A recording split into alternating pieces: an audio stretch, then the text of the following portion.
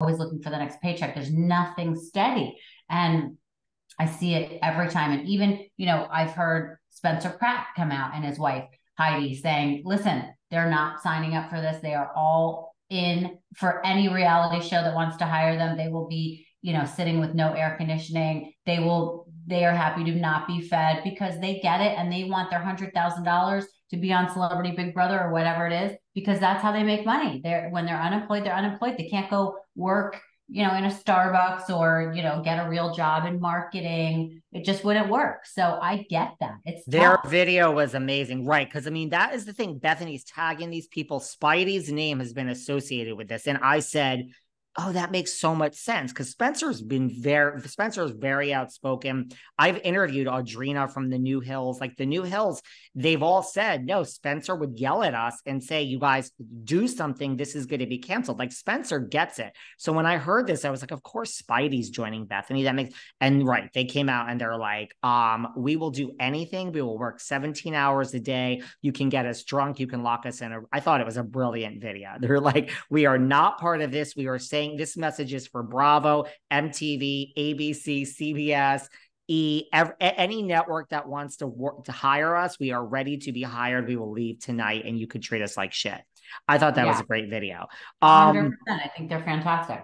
So, of course, I think knowing this, but and the thing about like fame, and then we can move on, is like, look, I talk to all these ex-housewives and ex-people that, I mean, I have to tell you that it is like 10 years later, and they're still talking about how to get back on the show. Now, the Miami women did that for 10 years. They would hang out with each other and it worked. You got your show back, but that is the rare exception. So to me, I do find it completely pathetic. I will actually use that word when it is 5-10 years later and you are still like, people have a narrative about me. You say about you, people have a certain narrative about me. And I'm like, I actually grow as a person every year or 2 years. So I find that like whatever I was holding on to 2 years ago, I've moved on.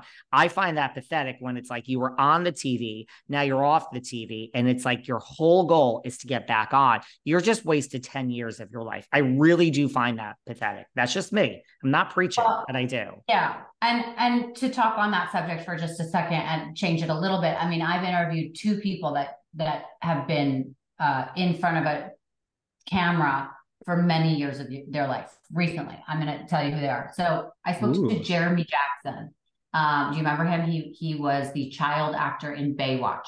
I spoke to Miss Nicole Eggert coming up, so I know exactly who he is because they're in business together for the Baywatch Right. documentary. Right. So the thing is that he struggled. He was there for 8 years. He started when he was 10. He worked with Pamela Anderson and, David Hasselhoff, and developed a drug problem, walked off the set one day because he thought he, was bigger and better than what he was getting. He was promised a movie that was made for him for $1 million payday. He never even showed up for that because of his drug addiction. Anyways, long story short, he was arrested. All these things happened. He did some reality TV stints. He did Celebrity Rehab, Celebrity Big Brother. And the other one that I loved about the people that were famous that lost it all, Eric Nees was on it, Christopher Atkins. It was a great one. I forgot what it was called. Go on. Yeah. So Eric Nees is going to be on my show in a week. So He he's was very on my show before. okay. There's not a competition, David, but let Fine. me finish what I'm saying. So I asked him about the celebrity. By the way, he's in Hawaii, living his best life. He's very powerful and intuitive the way he speaks. I love him. I asked him, he looks totally different, by the way. So Still hot though. Still hot. oh yeah, he's always been hot. So I asked him about the reality reckoning. Number one, I found it fascinating. He doesn't even know who Bethenny Frankel is because he doesn't watch television. He didn't even know what I was talking about. And I asked him if he ever wanted to be an actor again. He was like, absolutely not. I had my calling. I did what I had to do. I love it. It comes naturally to me, but I cannot do it anymore because it was so detrimental to me. Mm-hmm. And it festered the need for me to be a drug addict and an alcoholic. So You and I do very similar interviews. This just isn't about misunderstood, but you and I have a very similar style. Cause I love the misunderstood story. Cause that was my whole interview with Eric too. Go on. It's not a competition. I'm just saying. Okay, sounds like a competition, right, It's guys? not. Make a comment to David to save it. All It's right. not a competition. Okay, go on. So also I interviewed Mike Shuhead from Shaws of Sunset, who definitely is on Team Bethenny. He feels like it really doing Shaws of Sunset affected his credibility, affected his ability to continue in a positive light with obviously relationships. Now, I will say I really liked Mike. I liked working with him. I liked interviewing him. But I did see the comments after the fact where people were like, "You're still such a liar. You were a domestic abuser. You're a cheater." Listen, I get it. I do not know if he hadn't been on the show, if he still would have had those qualities that made him have a hard time in life and in relationships. He may have.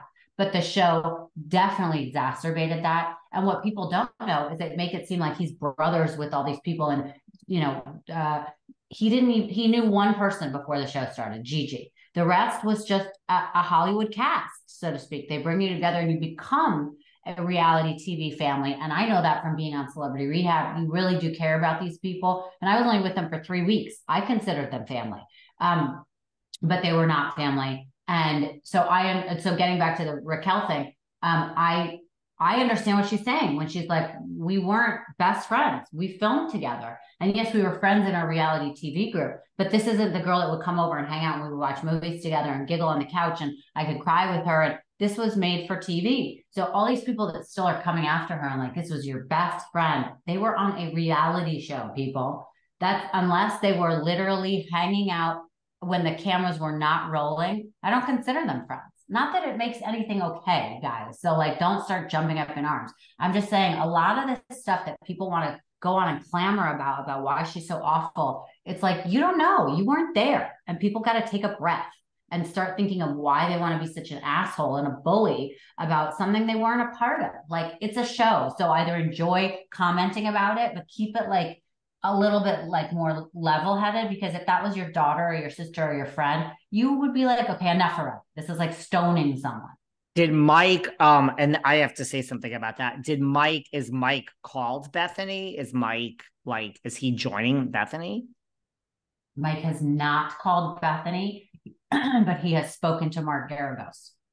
And he hasn't decided if he's 100% signing up for it, but it sounds like, he is. And I asked him, I'm like, but what are we talking about here? Are you guys looking for money, or are you just looking to be part of the, people that are signing a petition to say, yes, I can attest to the fact that this happened? And he was pretty clear about how he's like, no, I think there's money that's going to be involved. So I think that's why a lot of all these people are joining on board, because they're hoping to get a payday out of it. Which, I don't know. It's here. People can have comments about that too, but I don't know. Well, yeah, I mean, that's the thing. It's like, look, I mean, Garagos and Friedman, if they're doing this for like a reduced fee or contingency, I mean, Bethenny, I don't think does anything unless there's money involved. I think, yeah, I mean, there are names that I would assume it's on contingency. Maybe she had to give them a little bit of a retainer to start. I think contingency too. But I think it's contingency. Carolyn Manzo is definitely not